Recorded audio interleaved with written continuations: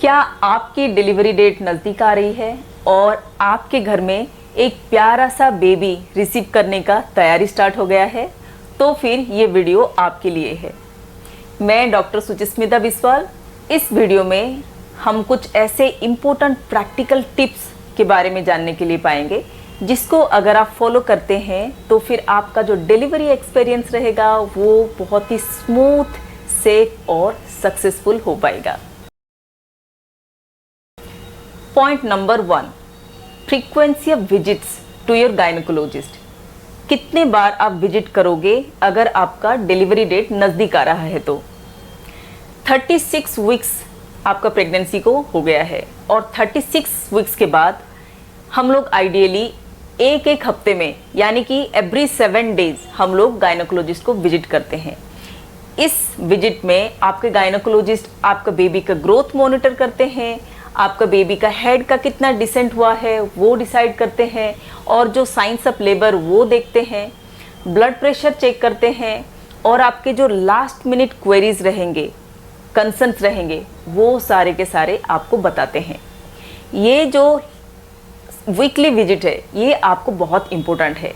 अगर आपका pregnancy high risk है तो फिर आपके डॉक्टर आपको आपके प्रेगनेंसी के नीड के अनुसार यानी कि 3 दिन में या फिर 5 दिन में आपको चेकअप के लिए बुला सकते हैं।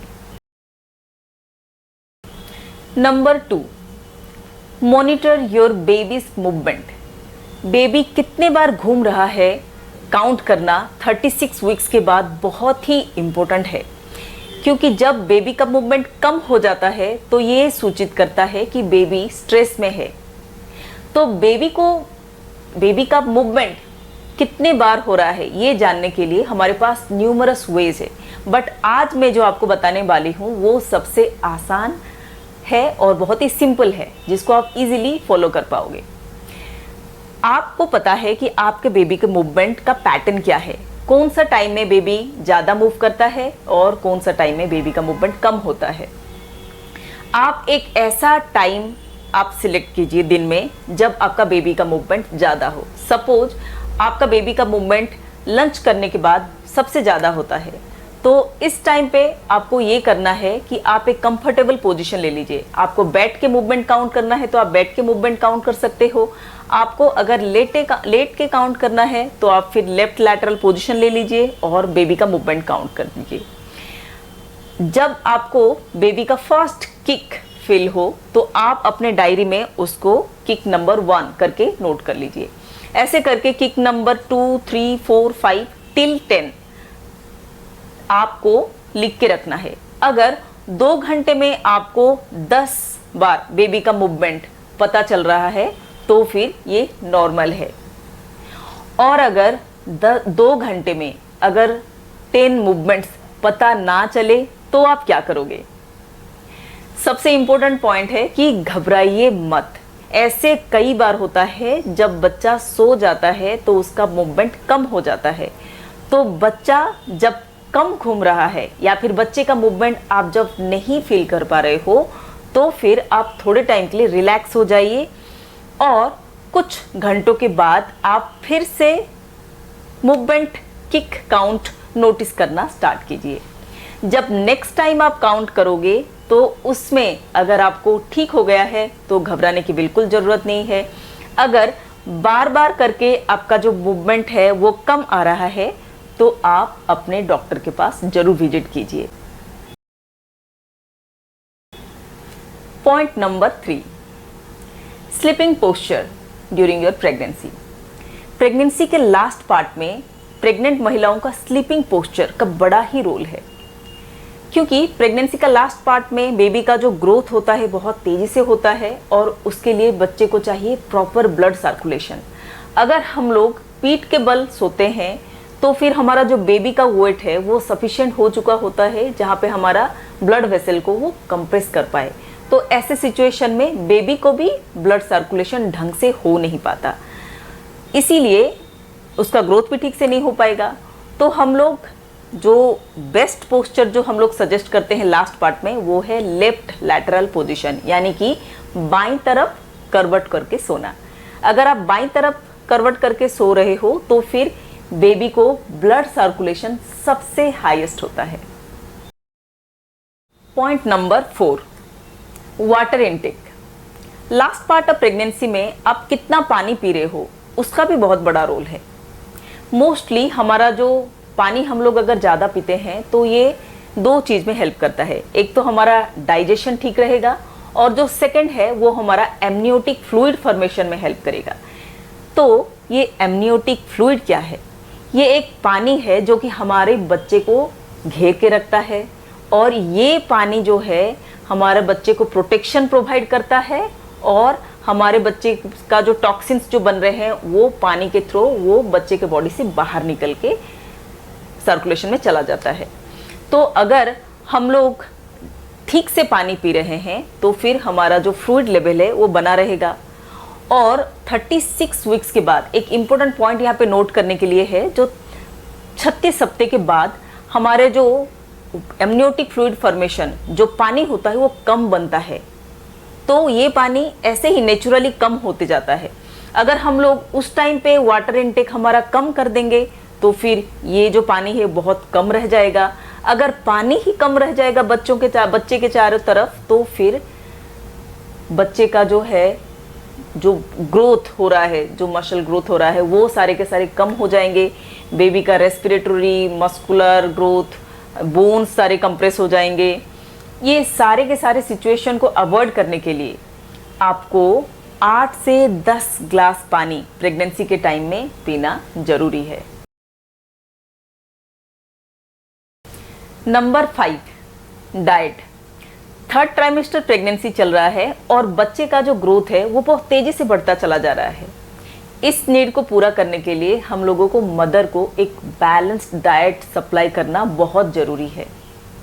और वैसे भी हम लोग मदर को डिलीवरी के लिए रेडी भी कर रहे हैं।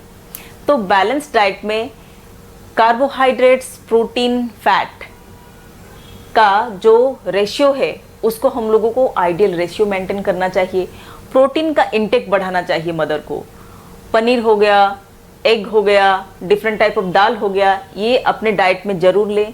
हरे पत्ते, सब्जी और दही का जो हमारी जितनी डाइट है, दही को हम लोग डाइट में लेना बहुत ही ज़रूरी है। Number 6, yoga and exercises. Yoga and exercises का बहुत ही बेनिफिशियल रोल है प्रेगनेंसी में। ये क्या कराता है? Number 1, it increases flexibility and decrease muscle tension. ये क्या कराता है? आपका बॉडी को फ्लेक्सिबल बनाएगा, जो कि डिलीवरी के लिए बहुत ज़रूरी है, और आपको मसल को भी रिलैक्स करेगा। तो आप जेंटल योगा पोजेस जो है आपको वो करना है और स्ट्रेचिंग एक्सरसाइजेस करना है।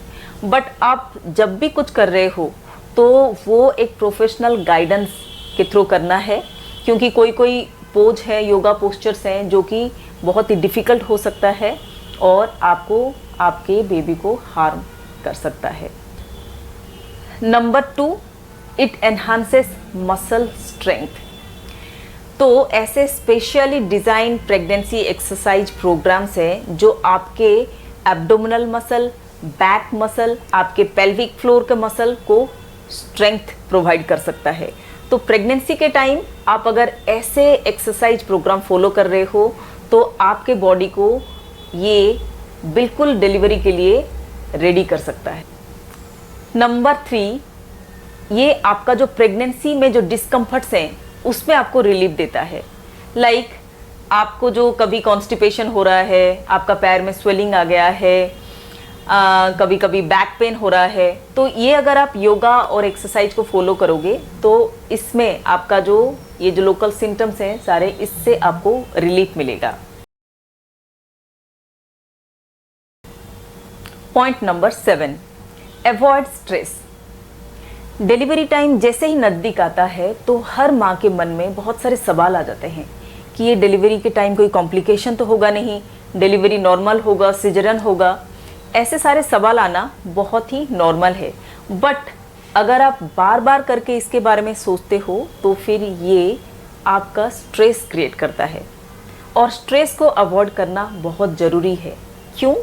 बिकॉज अगर स्ट्रेस को आप अवॉइड कर पाते हो तो फिर आपका प्रेगनेंसी रिलेटेड कॉम्प्लिकेशन कम हो जाता है।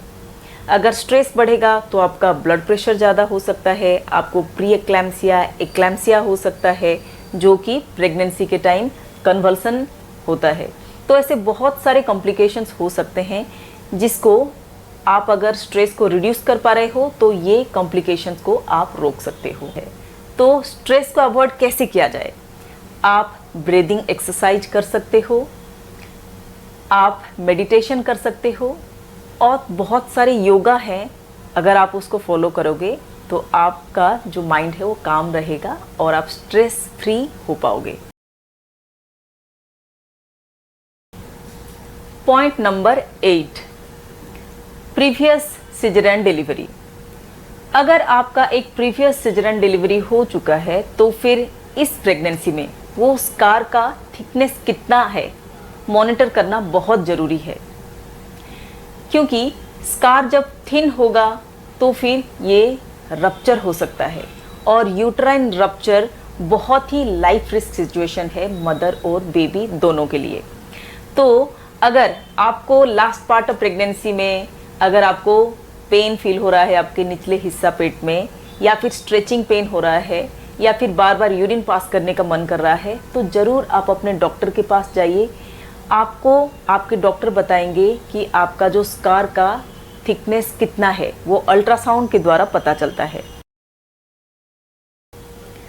Number 9, start having sex after 37 weeks.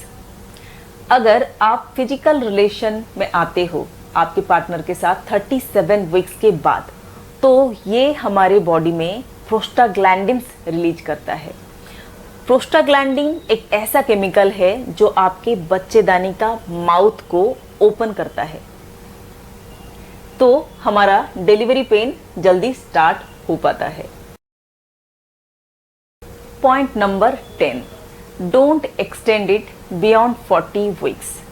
हमारे बहुत सारे महिलाएं हैं जो 40 वीक्स के बाद भी वेट करते रहते हैं। कभी कभी कोई 7 दिन वेट कर लेते हैं, कभी कभी कोई इवन 2 हफ्ते वेट कर लेते हैं कि प्रेगनेंसी का पेन हो और हम लोग हमारे डॉक्टर के पास जाएं।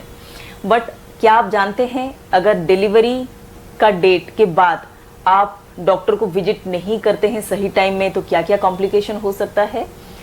Number 1, placental insufficiency.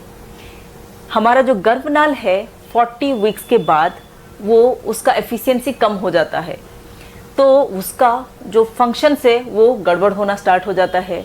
इसी के वजह से प्लासेंटा जो हमारे बच्चे को ऑक्सीजन सप्लाई करता है, न्यूट्रिएंट सप्लाई करता है, वो नहीं कर पाता है, जिसके कारण हमारे बच्चे का ग्रोथ कम हो सकता है और हमारे बच्चे को डिस्ट्रेस हो सकता है। मेकोनियम एस्पिरेशन सिंड्रोम, ये एक ऐसा सिंड्रोम है अगर हम लोग 40 वीक्स के बाद डिलीवरी प्लान करते हैं तो हमारे बच्चे को हो सकता है। मेकोनियम क्या है? ये है फर्स्ट टूल ऑफ बेबी। ये है आपका बेबी का पॉटी। अगर बच्चे का पॉटी बच्चे के माउथ में चला जाता है तो फिर ये मेकोनियम एस्पिरेशन सिंड्रोम कर सकता है, जिसके कारण बच्चे में इन्फेक्शन हो सकता है और रेस्पिरेटरी एबनॉर्मलिटी हो सकता है। तो ये तो रहे सारे के सारे प्रैक्टिकल टिप्स। अगर ये सारे टिप्स को आप सही तरीके से फॉलो करते हो तो फिर आपका डिलीवरी एक्सपीरियंस बहुत ही अच्छा रहेगा। मैं आशा करती हूँ कि ये वीडियो आपके लिए इन्फॉर्मेटिव रहा हो। Until next time, stay healthy, stay awesome.